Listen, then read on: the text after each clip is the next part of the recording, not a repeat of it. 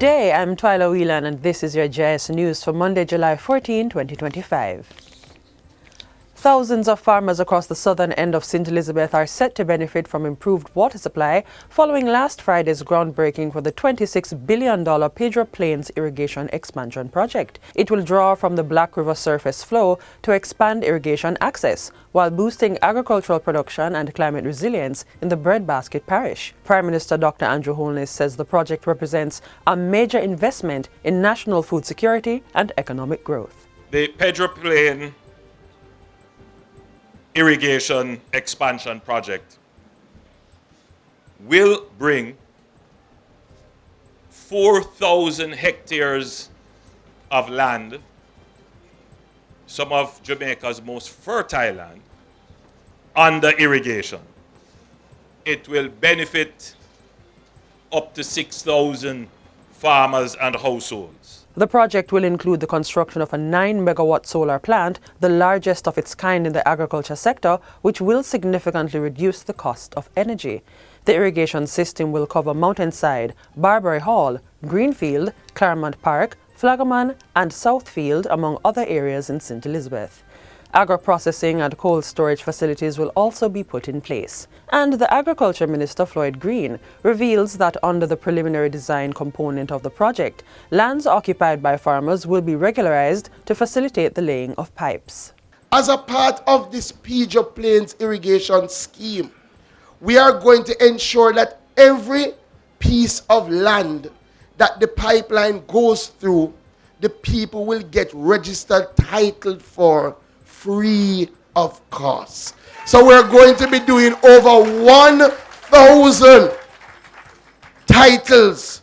Approximately 100 of those titles were distributed to farmers at the groundbreaking ceremony. 30 new buses have been added to the fleet of the Jamaica Urban Transit Company JUTC following their arrival on Friday. Transport Minister Darrell Vaz was on hand to receive the units, describing the moment as another step forward in the government's commitment to improving public transportation. The new arrivals are among the second batch of 100 buses being imported for the JUTC. They follow the recent addition of 63 compressed natural gas CNG units, with the final 7 buses expected to arrive in August. These are diesel coach buses, state of the art, that are going to be used for charters, excursions, special express routes, and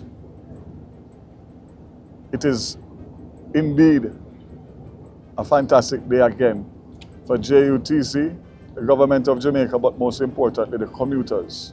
The newly arrived buses will be based at the Portmore depot. 3 of them are specially equipped to serve members of the disabled community.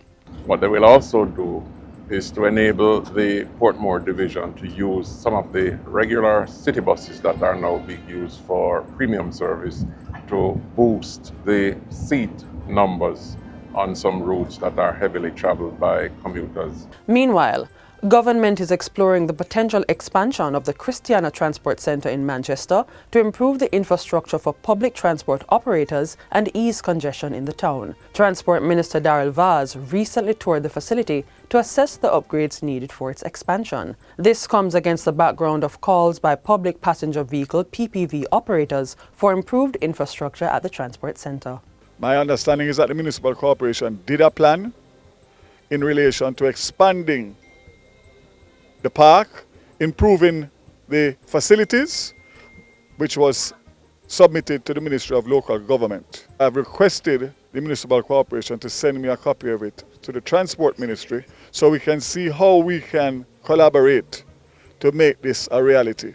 The fact of the matter is that joining it and expanding it to meet the bypass will do a world of difference for the congestion and for the transport operators. The minister also announced that the transport centre would be renamed in honour of the outgoing Member of Parliament, Audley Shaw. We will be renaming this park transport centre under, or should I say, in the honour of Audley Shaw, and therefore it has to be done in the right and proper way to recognize his service and give the people that better facility to operate out of.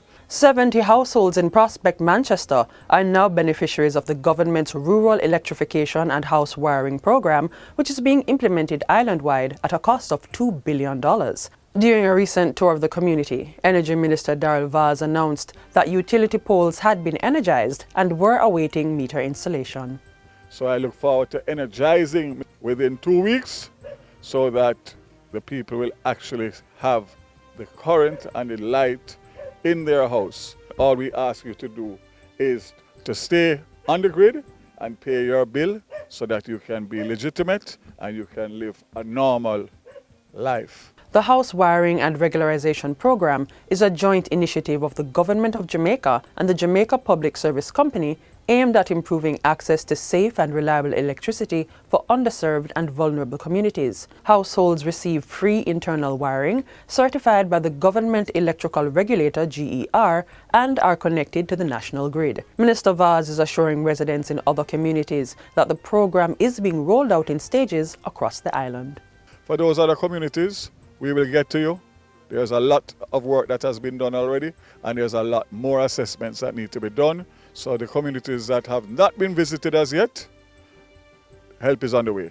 Cassava farmers in St. Thomas will soon receive official land leases to help them expand their farming operations and invest more confidently in agriculture. Minister of Agriculture, Fisheries and Mining Floyd Green made the announcement during the recent St. Thomas Agricultural Show in Morant Bay. He explained that the Sugar Company of Jamaica, SCJ, was working to sort out the paperwork to formalize land arrangements for the farmers. The SCJ is now working to regularize them, and the cassava growers are going to get leases for the lands that they plant on so that they can expand their investment in agriculture. St. Thomas is among the leaders in Jamaica in relation to cassava production.